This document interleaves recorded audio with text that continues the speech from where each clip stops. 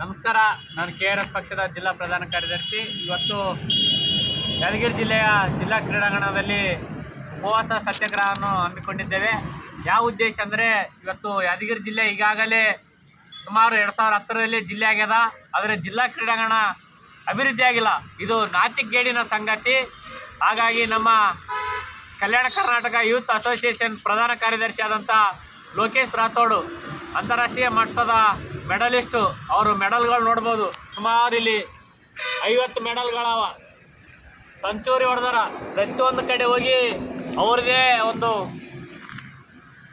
ಕಲೆಯಲ್ಲಿ ಇವತ್ತು ಜಿಲ್ಲೆಗೆ ನಾಡಿಗೆ ಹೆಸರು ತಂದುಕೊಟ್ಟಂಥ ಲೋಕೇಶ್ ಅಣ್ಣನವರು ಇವತ್ತು ಬೆಳಗ್ಗೆಲಿಂದ ಉಪವಾಸ ಸತ್ಯಾಗ್ರಹ ಮಾಡಕತ್ತಾರ. ಇದರ ಉದ್ದೇಶ ಏನೆಂದರೆ, ಭ್ರಷ್ಟ ಅಧಿಕಾರಿಗಳಿಂದ, ಭ್ರಷ್ಟ ರಾಜಕಾರಣಿಗಳಿಂದ, ಭ್ರಷ್ಟ ಕಾಂಟ್ರಾಕ್ಟರ್ಗಳಿಂದ ಬಂದಂಥ ಅನುದಾನ ಈಗಾಗಲೇ ಅಭಿವೃದ್ಧಿ ಆಗಬೇಕಾಗಿತ್ತು.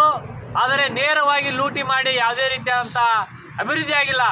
ಇಂಥ ಅಭಿವೃದ್ಧಿ ಆಗದ ವಿಷಯವನ್ನು ನೋಡಿ ಲೋಕೇಶ್ ಅಣ್ಣನವರು ಇಂಥ ದರಿದ್ರ ವ್ಯವಸ್ಥೆಯಲ್ಲಿ ನಮ್ಮ ಯಾದಗಿರಿ ಜಿಲ್ಲೆ ಆದಂತೇಳಿ ಅವರು ಮನಗೊಂಡು ಇದಕ್ಕೆ ಯಾವುದಾದ್ರೂ ಒಂದು ಅಂತ್ಯ ಕಾಣಿಸಲೇಬೇಕು, ಅಭಿವೃದ್ಧಿ ಮಾಡಲೇಬೇಕು, ನಮ್ಮ ಯಾದಗಿರಿ ಜಿಲ್ಲೆಯ ಯುವಕರಿಗೆ ಕ್ರೀಡಾ ಕ್ಷೇತ್ರದಲ್ಲಿ ಮುಂದೆ ತರಬೇಕಂತೇಳಿ ಪಣ ತೊಟ್ಟು ಅಡ್ಡಿ ತೊಟ್ಟು ಇವತ್ತು ಲೋಕೇಶ್ ಅಣ್ಣನವರು ಉಪವಾಸ ಸತ್ಯಾಗ್ರಹ ಮಾಡಕತ್ತಾರ. ಆ ಒಂದು ಸತ್ಯಾಗ್ರಹಕ್ಕೆ ನಾನಾಗಲಿ, ನಮ್ಮ KRS ಪಕ್ಷದ ತಂಡ ಆಗಲಿ, ಮಲ್ಲಿಕಾರ್ಜುನ ಕಮಿಟಿಗೆ ಆಗಲಿ, ಅಣ್ಣವರಾಗಲಿ ಸತತವಾಗಿ ಧರಣಿ ಮುಖಾಂತರ ಪ್ರಯತ್ನ ಮಾಡಕತ್ತಾರ. ಇಂಥ ಪ್ರಯತ್ನಕ್ಕೆ ಯಶಸ್ವಿ ಆಗಬೇಕು. ಇಲ್ಲೇ ನಮ್ಮ ಜಿಲ್ಲಾಧಿಕಾರಿ ಕೂಗಾಳತೆಯಲ್ಲಿ ಡಿಸ್ಟಿಕ್ ಆದ, ಇಲ್ಲೇ ಅಭಿವೃದ್ಧಿ ಆಗಿಲ್ಲ, ಇನ್ನೇ ಇಲ್ಲಿಂದ ಮಾಡ್ತಾರ.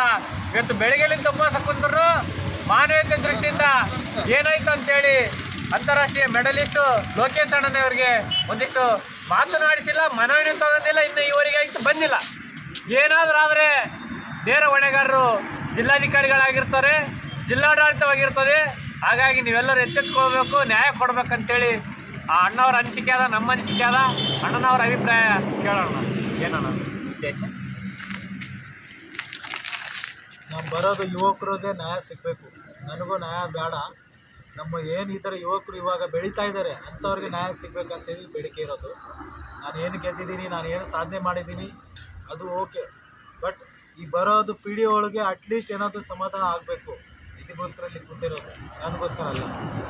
ಇದನ್ನು ಸ್ವಲ್ಪ ಅರ್ಥ ಮಾಡ್ಕೊಳ್ಳಿ. ಆಗಲೇ ಅಣ್ಣವ್ರು ಎಲ್ಲ ಹೇಳಿದ್ದಾರೆ, ಇನ್ನು ಹೆಚ್ಚಿನ ಹೇಳೋಕ್ಕೆ ನನಗೆ ಇಷ್ಟ ಇಲ್ಲ. ಸ್ವಲ್ಪ ಅರ್ಥ ಮಾಡ್ತೀನಿ.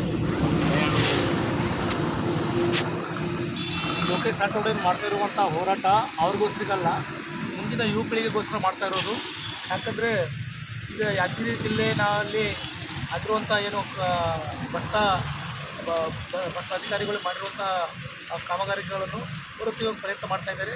ದಯಮಾಡಿ ಇದನ್ನು ಎಲ್ಲರೂ ನಮ್ಮ ಯಾದಗಿರಿ ಜಿಲ್ಲೆ ಎಲ್ಲ ಹೋರಾಟಗಾರರು ಸಹಕರಿಸಬೇಕು ನಮ್ಮ ಮನವಿ. ಇವತ್ತು ನೋಡು, ಇಷ್ಟೆಲ್ಲ ಮೆಡಲ್ಗಳ ಗೆದ್ದ ಅಣ್ಣ, ಈ ಮೆಡಲ್ಗಳು ಮಾರ್ಯಾದರೂ ಹರಾಜಿಗಿಟ್ಟು ಇವತ್ತು ಅಭಿವೃದ್ಧಿ ಮಾಡ್ಬೇಕಂತೇಳಿ ಅವ್ರನ್ನೂ ಪಣ ತೊಟ್ರ. ಇಂಥ ನೀಚ, ಭ್ರಷ್ಟ, ಅಧಮ, ಲೋಫರ್, ಲುಚ್ಚೆಗಳಿಗೆ ಧಿಕ್ಕಾರ.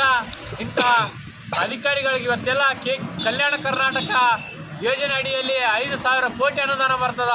ಇವತ್ತು ಇಲ್ಲಿನ ಭ್ರಷ್ಟ ಅಧಿಕಾರಿಗಳು, ಭ್ರಷ್ಟ ರಾಜಕಾರಣಿಗಳು ಮತ್ತು ಭ್ರಷ್ಟ ಕಾಂಟ್ರಾಕ್ಟರ್ಗಳು ನೇರವಾಗಿ ಲೂಟಿ ಹೊಡ್ಯಾಕತ್ತಾರ. ಅದಕ್ಕೆ ಎಚ್ಚೆತ್ತುಕೊಳ್ಬೇಕು ಯಾದಗಿರಿ ಜಿಲ್ಲೆಯ ಯುವಜನರೇ. ಹಿಂಗೆ ಬಿಟ್ಟರೆ ಅವರೇ ತಿಂದು ಮೆರಿತಾರ.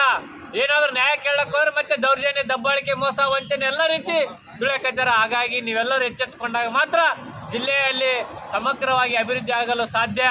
ಬರ್ರಿ, ಮುನ್ನುಗ್ಗ್ರಿ, ಒಳ್ಳೆಯ ಹೋರಾಟಕ್ಕೆ ಬೆಂಬಲ ಕೊಡ್ರಿ. ನೀವಿದ್ದರೆ, ನೀವು ಧ್ವನಿಯಾಗಿ ನಿಂತರೆ ಅದೇನಾದರೂ ಬಂದಂಥ ಅನುದಾನ ಸದ್ಬಳಕೆ ಆಗ್ತದ, ಇಲ್ಲಾಂದರೆ ಇದೇ ರೀತಿಯಾಗಿ ದುರ್ಬಳಕೆ ಆಗ್ತದ. ಇವತ್ತು ನೋಡಿ ಎಷ್ಟೆಲ್ಲ ಕಳಪೆ ಆಗ್ಯಾವ. ಇಲ್ಲೇ ಒಂದು ತೋರ್ಸಪ್ಪಾಗ, ಇಲ್ಲೇ ಡಾಂಬರ್ ರಸ್ತೆ ಮಾಡ್ರ ನೋಡ್ರಿ, ಅದೇ ಡಾಂಬರ್ ರಸ್ತೆ. ಒಂದು ಯಾವುದೇ ರೀತಿಯಾದಂಥ ದೊಡ್ಡ ಗಾಡಿಗಳು ಹೋಗಿಲ್ಲ ಅಂದ್ರೆ ಇವಾಗನೇ ಡ್ಯಾಮೇಜ್ ಆಗ್ಯದ. ಓಕೆ, ತಮ್ಮದು ಏನಾದರೂ ಅಭಿಪ್ರಾಯಗಳಿದ್ದರೆ ನಮಗೆ ತಿಳಿಸ್ರಂತೇಳಿ ತಮ್ಮಲ್ಲಿ ಮನವಿ.